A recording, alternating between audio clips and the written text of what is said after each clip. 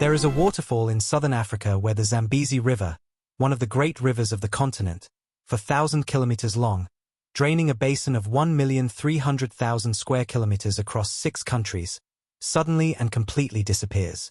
Not gradually. Not in the gentle cascade of most waterfalls, where the water steps down through a series of descending levels and you can see the full height of the drop from any nearby vantage point. The Zambezi at Victoria Falls drops 108 meters, the height of a 35-story building, into a narrow basalt gorge so deep and so confined that the entire volume of one of Africa's greatest rivers vanishes into a crack in the earth that is invisible from the surrounding flat plateau until you are almost standing on the edge. The approach from the Zambian or Zimbabwean side gives no warning. The plateau is flat. The mopane woodland is unremarkable. The air is warm and dry. And then, sometimes visible from 50 kilometers away on a clear day, always audible from several kilometers before you see it, there is a permanent cloud of spray rising 200 meters above the gorge, white against the blue African sky, sustained by the continuous thundering impact of 500 million liters of water per minute dropping 108 meters onto the basalt floor of the gorge below. The local people who had lived beside the falls for thousands of years called it Mosio Etunia, the smoke that thunders.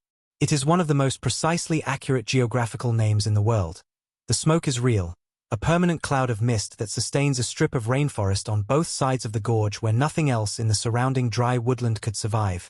The specific moisture-dependent ecology of a microenvironment created entirely by the impact of falling water. The thunder is real.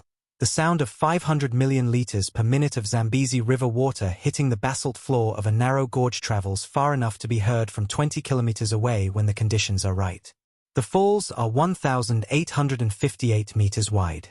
More than 1¾ kilometers of continuous curtain of falling water, broken into sections by the rocky islands that divide the lip of the falls. The main falls, the Rainbow Falls, the Armchair Falls, the Devil's Cataract, each section with its own character and its own microclimate and its own specific relationship to the light, which at certain angles and certain times of day and certain seasons of the year creates the permanent rainbows that have made Victoria Falls one of the most photographed natural phenomena on Earth. It is the largest waterfall in the world, not the highest, not the widest, but the largest in the specific sense that matters most. The total volume of water combined with the total height of the drop produces a sheet of falling water whose total area exceeds that of any other waterfall on Earth. Niagara Falls, which the North American geographical tradition insists on calling the world's largest waterfall, carries more water in its peak flow. But the Zambezi's gorge is narrower and deeper, concentrating the impact, and the fall's width-to-height ratio produces a total curtain area that Niagara cannot match. This is the waterfall that David Livingstone saw for the first time on November 16, 1855, becoming the first European to stand at its edge and look down into the gorge. He was 39 years old. He had been in Africa for 14 years. He had already walked further into the African interior than any European before him. He had already crossed the continent from east to west, becoming the first European to achieve that distinction. He had already seen more of Africa than any other European alive. And nothing had prepared him for this. His account of the first sight, written in the specific voice of a Scottish missionary who had been trained to precision in both scientific observation and theological expression and who found, at the edge of the Zambezi Gorge, that neither training was quite adequate, is one of the most quoted passages in the entire literature of African exploration. The scene was so lovely that it must have been gazed upon by angels in their flight. He named the falls Victoria, after his queen, because it was the only name he had available that felt remotely adequate to something so far beyond ordinary human scale. But before Livingstone, before the first European and the name that eventually replaced the local one in the international geographical record, before the colonial history and the tourism and the bungee jumping and the whitewater rafting and the specific 21st century infrastructure of a natural wonder that receives approximately 1.5 million visitors per year. The falls had been there for 150,000 years. And the people had been there for almost as long. The geological history of Victoria Falls is a story of progressive capture, of a great river finding successively lower and deeper points in the basalt of the Batoka Gorge and cutting its way through them in a slow southward retreat that has been going on for approximately 150,000 years and that is continuing today, slowly and imperceptibly. The spray-softened basalt at the current lip of the falls being eroded millimeter by the continuous impact of the Water. The Zambezi River flows east across the basalt plateau of what is now Zambia and Zimbabwe, maintaining a remarkably flat gradient for hundreds of kilometers before reaching the point where the basalt has been fractured by ancient geological forces into a series of parallel fault lines running roughly east-west across the plateau. The river finds these fractures and exploits them, the water pouring into the fracture, the basalt walls dissolving slowly in the chemistry of the spray, the fracture gradually widening and deepening until the river breaks through the downstream wall and finds the next fracture, retreating southward one gorge width at a time. The zigzag series of gorges that extend from the current falls southward for approximately 7 to 5 kilometers, each one a former position of the falls, abandoned as the river retreated to its current location, is one of the most extraordinary pieces of geological storytelling visible from the ground anywhere on Earth. Standing at the current falls and looking south across the gorge, you can see the first retreat gorge, the former course of the river, running parallel to the current one and then turning southeast as the river found the next fracture. The entire geological history of the falls retreat is written in the landscape for anyone who can read it. The human presence beside the falls goes back approximately 100,000 years, to the Middle Stone Age hunter-gatherers whose tools have been found in the archaeological sites of the Zambezi Valley.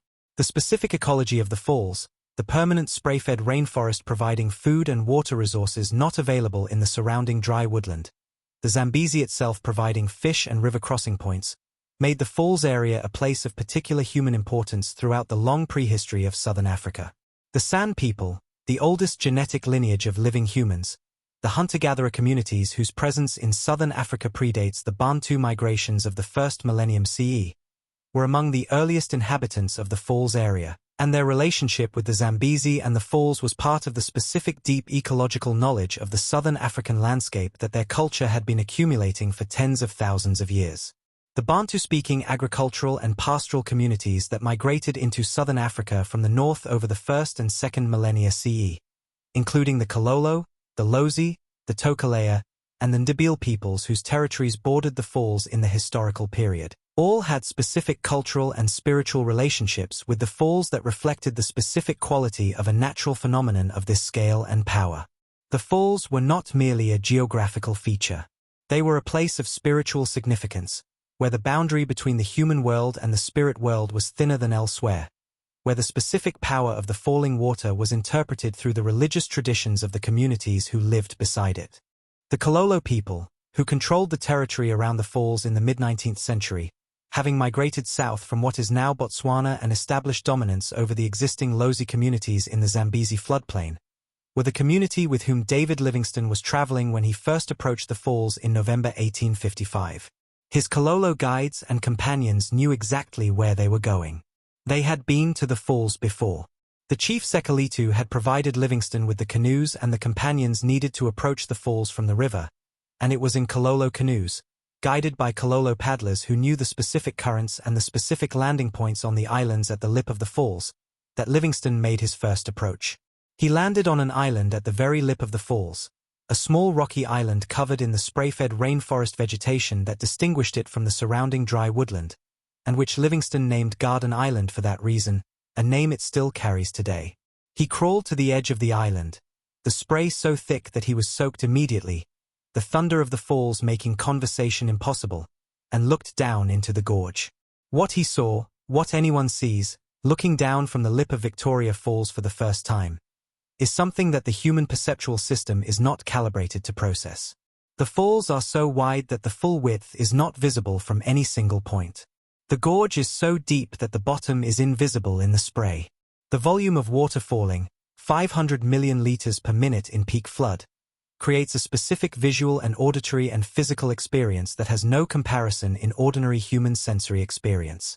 The spray wets you through from 100 meters away. The sound vibrates in your chest. The rainbow, the permanent rainbow that arches over the gorge in the mist, is so vivid and so precisely positioned that it looks like a special effect. Livingstone measured what he could. He estimated the width. He estimated the height. He recorded the geological features, the basalt gorge, the fracture pattern, the spray-fed rainforest on the rim. He described the rainbow. He described the specific experience of looking down from the island, the feeling of standing on the edge of something whose scale exceeded his ability to perceive it completely. He named it Victoria Falls. He planted a peach tree and carved his initials in a tree on Garden Island, the specific claim of first European presence that the exploration tradition required.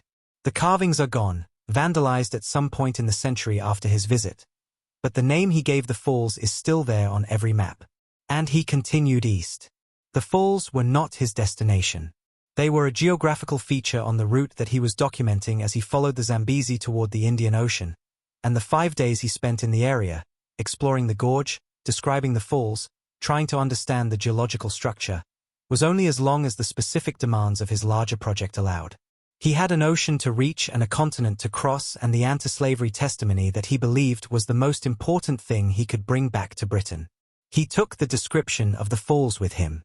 When his account of the Zambezi journey was published in Missionary Travels and Researches in South Africa in 1857, the description of Victoria Falls was the passage that most captured the European imagination. The specific combination of his scientific precision and his aesthetic response to something genuinely beyond ordinary human experience, producing a description that made the falls one of the most desired destinations in the growing Victorian world of adventurous travel. The first European to photograph Victoria Falls was Thomas Baines, a British artist and explorer who was part of Livingstone's second Zambezi expedition in the early 1860s. His paintings of the falls, produced from the sketches and the visual observations he made during his time on the Zambezi, are among the most important early visual records of the falls, capturing the specific visual drama of the curtain of water and the gorge and the spray cloud in the specific golden light of the Zambezi Valley with the accuracy of a trained scientific artist and the aesthetic sensibility of someone who understood that what he was painting was genuinely beautiful. The railway came in 1905, Cecil Rhodes's dream of a Cape to Cairo railway, which was never completed but whose southern section reached the Zambezi at Victoria Falls in the remarkable engineering achievement of the Victoria Falls Bridge, completed in April 1905. The bridge was built to Rhodes's specific instruction that it should be positioned so that the spray from the falls would wet the railway carriages as they crossed, a specification that combined the practical and the aesthetic in the specific Victorian manner of someone who understood that the greatest engineering achievements should also be the most spectacular experiences. The bridge is still there, still carrying trains across the Zambezi Gorge, still getting wet from the fall spray when the river is in flood. The tourists arrived with the railway. The Victoria Falls Hotel, built in 1904, one of the most elegant colonial hotels in Africa, its veranda looking across the Zimbabwean rainforest toward the spray cloud, became one of the most famous destinations in the British Empire, attracting the kind of traveler for whom the Grand Tour of the Empire was the equivalent of the European Grand Tour. The specific combination of natural spectacle and colonial comfort that Victoria Falls offered, the extraordinary natural phenomenon within walking distance of a hotel with white tablecloths and silver service, was exactly the product that the Victorian and Edwardian leisure industry required. The Zimbabwe-Zambia border runs through the middle of the falls. This specific political geography, the result of the colonial partition of Africa, which drew the boundary between northern Rhodesia and southern Rhodesia along the center of the Zambezi River, means that the falls are simultaneously in two countries, viewed from two different national parks, accessible from two different towns, and managed by two different national conservation authorities. The specific complications of this arrangement, the two-country visa requirements, the bridge crossing that is itself a border crossing, the different admission prices and different facilities on either side, are a permanent reminder that the natural world and the political world operate on entirely different scales and with entirely different logic. Both countries have declared the falls and the surrounding area national parks, Mosi-oa-Tunya National Park on the Zambian side, Victoria Falls National Park on the Zimbabwean side, and the UNESCO World Heritage designation of 1989 recognized the area as a site of outstanding natural value. The specific conservation challenges, the pressure of tourism on the fragile spray-fed rainforest ecosystem, the water abstraction from the Zambezi upstream that reduces the peak flood flow, the specific impacts of climate change on the rainfall patterns of the Zambezi Basin, are managed with varying success by the two national park authorities. The climate change dimension is the most urgent and the most uncertain. The Zambezi's flow is directly dependent on the rainfall patterns of its enormous catchment basin, and the specific rainfall patterns of southern Africa are among the most sensitive to the atmospheric changes that global warming is producing. The dry season flow of the falls, already reduced from historical levels by upstream water abstraction, could be further reduced by the rainfall changes that climate models project for southern Africa in the coming decades. The specific scenario in which the flow of the falls drops below the threshold at which the spray-fed rainforest can be sustained, the scenario in which the smoke that thunders becomes the smoke that whispers, is not a fantasy. It is a possibility that the conservation scientists who study the falls take seriously. The Zambezi still thunders. The spray still rises 200 meters above the gorge. The rainbows still arch over the mist.